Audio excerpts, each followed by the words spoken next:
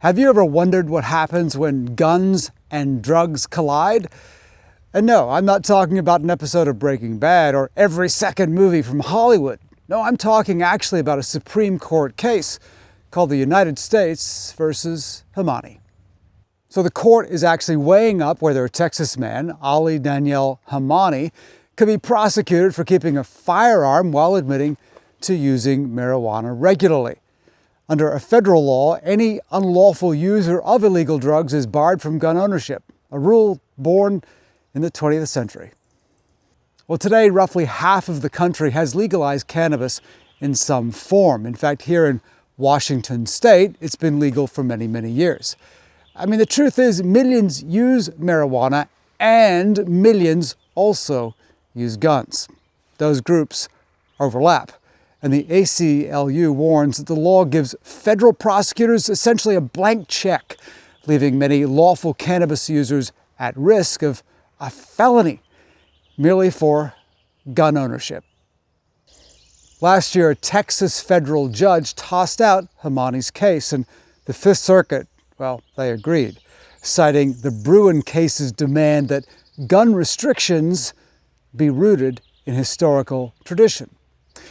Well, the Justice Department urged the court to revive the charges, defending the ban as a safeguard against dangerous people. But during the March 2026 oral arguments, justices on both sides sounded doubtful. Well, Justice Barrett questioned whether marijuana use actually makes someone dangerous, while Justice Jackson noted that there was no clear historical law against drug users owning guns, aside from the old habitual drunkard rule. Justice Gorsuch added that early Americans often drank, making that actually a weak analogy. He was silent, though, about Justice Brett Kavanaugh, however. Well, surprising alliances have actually formed during this case. Gun rights groups like the NRA have teamed up with civil liberties advocates like the ACLU to back Hemani. Yet many gun control advocates, of course, defend the long-standing ban as a tradition in U.S. law.